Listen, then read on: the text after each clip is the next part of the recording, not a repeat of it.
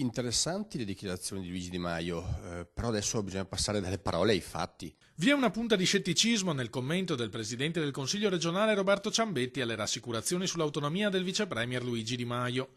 Il suo ministero, ricorda l'esponente della Lega, è tra quelli che non hanno ancora completato l'iter previsto. La settimana prossima il ministro Erika Stefani incontrerà tutti i ministri che devono ancora rispondere rispetto alle richieste fatte sulla bozza dell'intesa consegnata ancora il 2 di ottobre.